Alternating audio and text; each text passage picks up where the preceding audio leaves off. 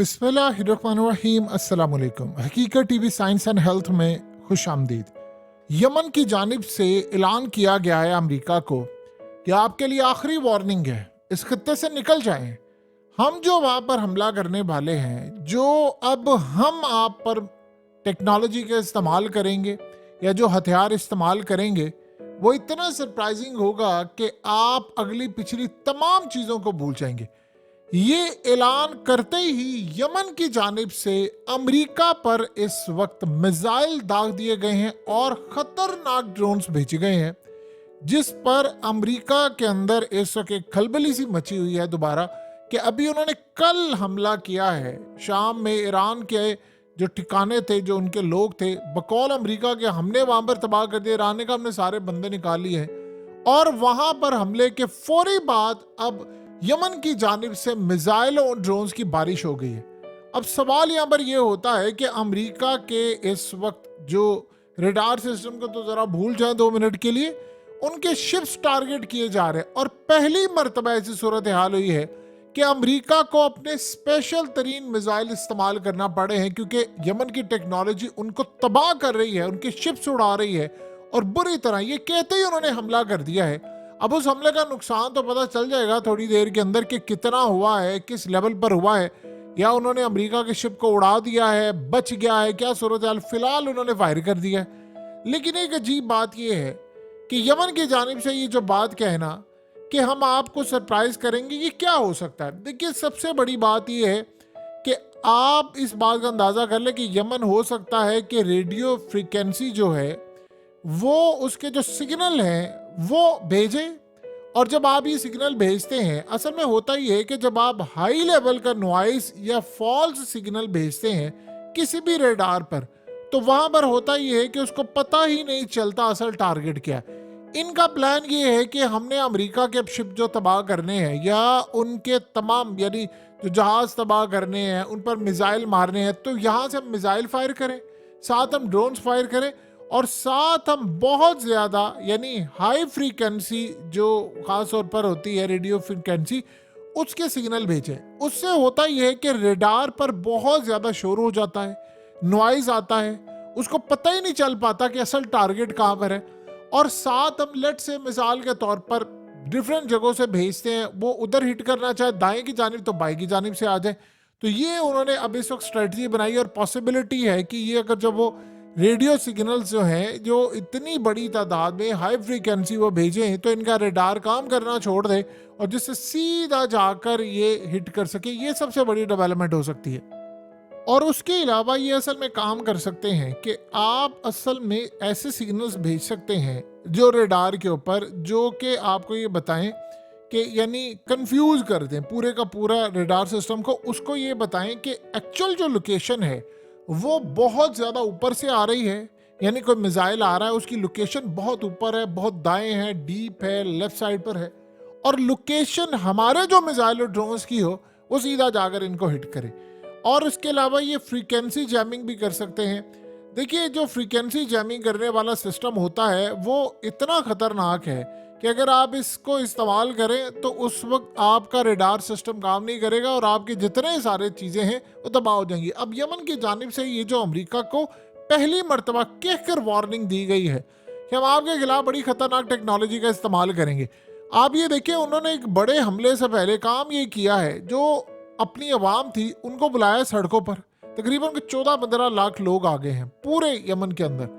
आवाम निकली और वहां पर उन्होंने ऐलान किया हम आपके खिलाफ ये भी करने वाले, और लोगों ने उनको कहा गो हेड, यानी आप कर दें। उन्होंने ये असल में बताया है कि उसके बाद आपने जाहिर सी बात है हम पर हमला करना है तो हम तैयार हैं। लोग मरने को भी तैयार हैं, लोग मारने को भी तैयार हैं, ये सारी सूरत हाल तैयार है। तो मामला ये हुआ कि वहां पर उन्होंने लोगों को बुलाया और उसके बाद लोगों ने दे दिया ग्रीन सिग्नल, आप करें। अब उन्होंने आज ये मनाजिर देखिए, एक्सरसाइज की है। ये एक्सरसाइज उन्होंने करके अमेरिका को बताया है कि हम आ रहे हैं, हम हर तरह की टेक्नोलॉजी का इस्तेमाल करेंगे और आपके रडार को भी जैम करेंगे, डिस्टेंस आपको पता नहीं चलेगा, और इसके अलावा हमारे पास फिजिकल मेथड्स भी बहुत ज़्यादा है। और देखिए, उसके अलावा अब ये जो इन्होंने कहा है, हो सकता है कोई साइबर हमला कर दें, साइबर हमला कर दें ये। उसके अलावा इनके पास एडवांस मिसाइल सिस्टम हो सकता है जिसे मिसाइल मारे और उसके अलावा इलेक्ट्रॉनिक वॉरफेयर सिस्टम हो सकता है, जैसे मॉडर्न मिलिट्री एयरक्राफ्ट और शिप्स जो हैं वो आजकल ईसीएम इस्तेमाल करते हैं, यानी ये कुछ भी कर सकते हैं। रेडार जैम करना आज के दौर के अंदर ये ज़रा मुश्किल काम होता है, लेकिन पिछले काफ़ी दिनों से देखे तो ये काम करे। अब वो धड़ाधड़ मिसाइल मारते जा रहे हैं, ड्रोन्स मारे, और इनके पास गालिबन इन्होंने प्लान किया है स्वार्म ड्रोन्स। अब देखिए स्वार्म ड्रोन्स होते हैं कि एक ही टाइम के ऊपर आप 200 300 ड्रोन्स 50 ड्रोन्स की खेप इकट्ठी भेजते हैं, और उसके बाद आप जो रेडार सिस्टम उसको कंफ्यूज कर देते हैं कि यहाँ से आ रहा फलाना। स्वार्म ड्रोन्स बड़े खतरनाक होते हैं। जब आप इस तरह का हमला करेंगे तो आप बताइए कि अमेरिका का कोई चीज़ बचेगी। अब उन्होंने साथ ये कहकर मिसाइल भी मार दिया है कि भाई हमने तो आपको छोड़ना नहीं है। अब करते करते मामला यहाँ तक पहुँच गया है कि अमेरिका की सूरत हाल इतनी ज़्यादा ख़राब हो गई है कि उनकी नेवी इस वक्त थर थर कांप रही है। और वो कल जो इन्होंने काम किया है, जो ईरान के ऊपर इन्होंने हमला किया है, असल में उनके टारगेट अभी तक मिस हुए हैं। वरना इस सारे मामले पर अमेरिका की जो पोजीशन है वो इतनी ज़्यादा वीक हो गई है। ये असल में किन्होंने इनको कहा है? ये सारी टेक्नोलॉजी और ये सारा कुछ हमें समझ नहीं आ पा रही, लेकिन यमन ने इनको गले से पकड़ लिया है। ये जो इतने शिप उनके तबाह हो रहे हैं, इतने मिसाइल मारे जा रहे हैं और इतना कुछ किया जा रहा है, अब तक अमेरिका का कबाड़ा हो चुका हुआ है और अमेरिका को अपने वो खास मिसाइल इस्तेमाल करने पड़े हैं जो असल में उसने चाइना के लिए रखे हुए थे। देखिए ये सबसे अजीबो गरीब बात है कि आपने एक फ्यूचर की सुपर पावर जो आपसे टेक्नोलॉजी में अब कम से कम 10-15 साल आगे है, इन्होंने वो वाले मिसाइल रखे हुए थे कि हमने चाइना पर मारने हैं, और वो मिसाइल अब वो यमनियों पर फायर कर रहे हैं। असल में यमन इनके शिप्स को उड़ा रहा है, इनके शिप्स को तबाह कर रहा है, और इनके जो आम मिसाइल हैं उस रेंज के नहीं है, वो डिटेक्ट नहीं कर पा रहे। इनका डिफेंस सिस्टम यहाँ पर फेल हुआ पड़ा है और इसीलिए ये सारा कुछ हो रहा है। देखिए यमन की भी एक स्ट्रेटजी है, इसको आप समझिएगा। होता क्या है कि यमन के पास इस वक्त है टेक्नोलॉजी है, इससे भी ज़्यादा एडवांस टेक्नोलॉजी। वो चाहे तो इन पर हमला कर सकते हैं और बहुत सारी खतरनाक सूरत पैदा कर सकते हैं, लेकिन वो नहीं करे। वो स्ट्रेटजी कुछ इस तरह होती है कि आपने एक तरफ एक पैगाम देना होता है कि आप यहाँ से निकल जाएं। यानी जैसे मिसाल के तौर पर ईरान ने बहुत सारे मिसाइल सिस्टम इस्तेमाल नहीं किए, या हिजबुल्ला ने नहीं किए, या उसके अलावा हमास ने बहुत सारी चीज़ें इस्तेमाल नहीं की। आप स्टार्ट के अंदर एक लड़ाई कर रहे थे। हमेशा जो सुपर पावर्स होती हैं वो काम ये करती हैं कि पहले अपनी ताकत दिखाती है बड़े हमले के लिए। न्यूक्लियर तो उन्होंने रखा होता है एंड के ऊपर, लेकिन पहले अपने सबसे खतरनाक हथियार को मैदान में उतारती ताकि एक डर खौफ पैदा हो। इनकी स्ट्रेटजी बिल्कुल डिफरेंट है। इनकी स्ट्रेटजी ये है कि इन्होंने पहले स्टार्ट करना है, बिल्कुल थोड़े लेवल से करते करते करते वो बढ़ते बढ़ते बढ़ते यहाँ तक आ जाते हैं कि जहाँ पर अमेरिका को लगता है अच्छा ये टेक्नोलॉजी होगी, अगली दफ़ा उससे बड़ा सरप्राइज, अगली दफ़ा उससे बड़ा सरप्राइज, फिर उससे बड़ा सरप्राइज। अब ये करते करते इनकी सूरत हाल पैदा हो गई है कि इनके पास जो मिसाइल थे जो उन्होंने चाइना के साथ जंग के लिए रखे हुए थे वो अब यमन के खिलाफ इस्तेमाल करें।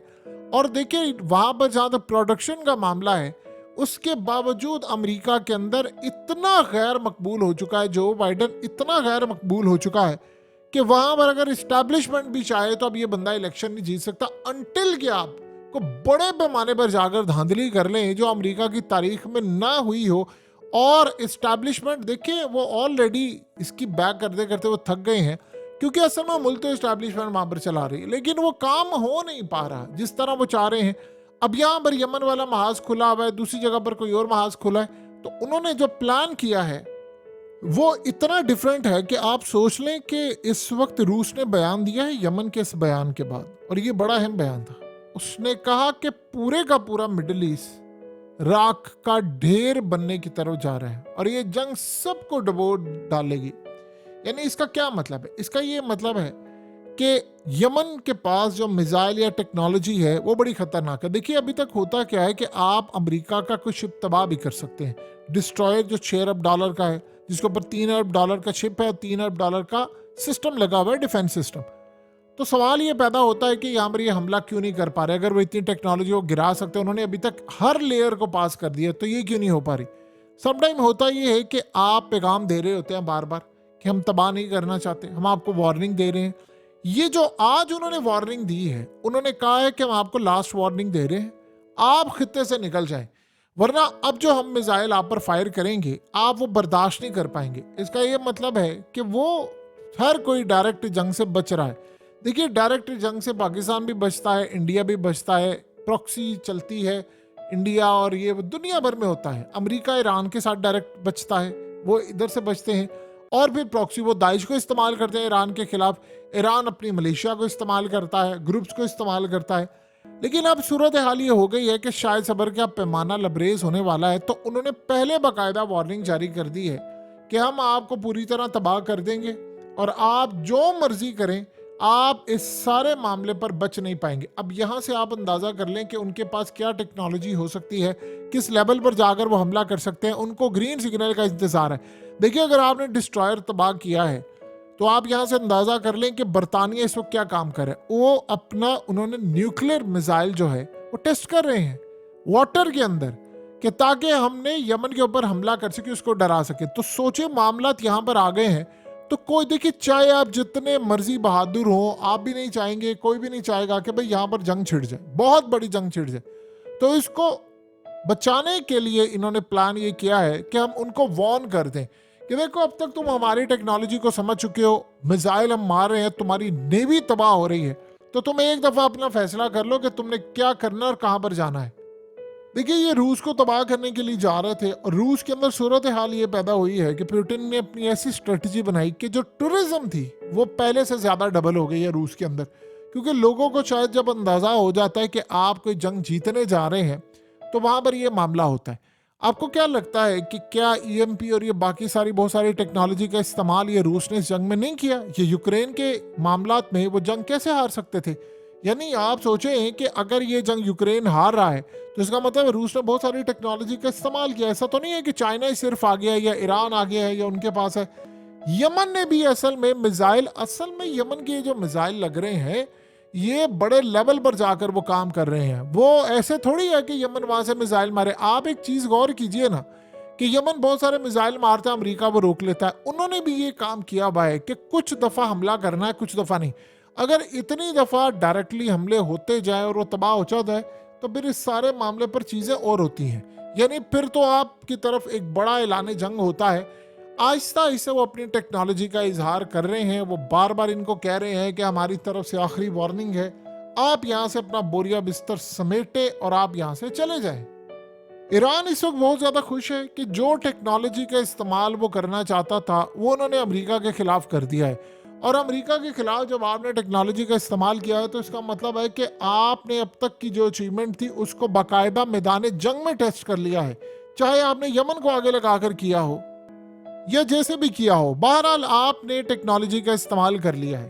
सो यमन के पास अब जो मिसाइल हैं या जो चीज़ें हैं उनकी रेंज बता देगी कि वो कम्बिनेशन क्या लेकर आएंगे। क्या वो स्वार्म ड्रोन्स ला सकते हैं या वो मिसाइल मारेंगे, और या फिर वो तीनों का कम्बिनेशन होगा कि यानी एक तरफ स्वार्म ड्रोन्स, एक बहुत बड़ी तादाद में हमले। और एक चीज़ उन्होंने बाकायदा नोट की है जो बड़ी अजीब बात है, इनका जो डिस्ट्रॉयर है वो एक टाइम के ऊपर 128 के करीब जो मिसाइल और ड्रोन हमले होते हैं वो नकारा बना सकता है, 128 अगर हो।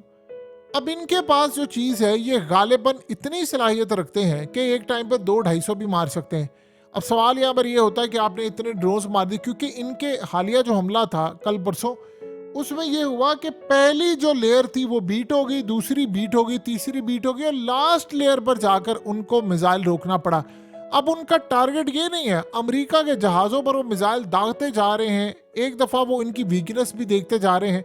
ये सारा कुछ करने के बाद उन्होंने देखा कहाँ पर हम इनको तबाह कर सकते हैं। अब तक उन्होंने देखे 35 के करीब, 35-36 के करीब उन्होंने हमले कर दिए हैं और इतना नुकसान किया है, इतना नुकसान किया है कि तारीख में कभी अमेरिका का किसी ने इतना नुकसान नहीं किया होगा। शिप तो तबाह कीजिए, जो रेपुटेशन उन्होंने इनकी ख़राब की है। और सोचे अब ये लास्ट जो वो हमला कह रहे हैं कि हमने करना है आपके ऊपर, और वो बात ही नहीं आ पा रहे कि एक होता है कि आज कर दिया, नहीं सुबह कर दिया। उन्होंने कहा कि हमने ब्रेकफास्ट, लंच और डिनर की तरह रखा है, सुबह दोपहर शाम हमने हमला करना है, जिस तरह इंसान तमाम खाना खाता है, यानी पूरी तरह दिन में, इसी तरह हमने हमला करना है। तो अब सूरत हाल देखने वाली होगी कि अब वो कौन सा मिसाइल फायर करेंगे जो आर पार हो जाएगा और अमेरिका की टेक्नोलॉजी का सही मायने में हम जनाजा उठते देखेंगे। क्योंकि जंग का असूल ये है कि जब अगला बंदा मारा जा रहा हो तो उसको मजीद मारो। ये अफगान तालिबान ने सिखाया था दुनिया को कि अमेरिका ने बहुत कहा कि आप जंग बंदी करो, फलाना करो। उसने कहा नहीं करेंगे, जरूर करेंगे, अमेरिका यहाँ से निकले, और मार मार कर इनका भुड़कस निकाल दिया था। और आप देख लें कि आज अमेरिका की टेक्नोलॉजी का हाल ये हो चुका है कि यमन जैसे मुल्क से मुकाबला करने के लिए उनको 1000 दफा सोचना पड़ा है कि हम कहाँ पर खड़े हैं और क्या करेंगे। लेकिन एक बात बड़ी इंटरेस्टिंग होगी, और ये सारे डिफेंस एनालिस्ट देख रहे हैं इस बात को कि कौन सी टेक्नोलॉजी का अब इस्तेमाल होता है। हकीकत टीवी साइंस एंड हेल्थ की इस वीडियो के नीचे कमेंट ज़रूर कीजिए, अपनी राय का इजहार ज़रूर करें, और इस वीडियो को हर जगह शेयर करते हुए चैनल को सब्सक्राइब ज़रूर करें।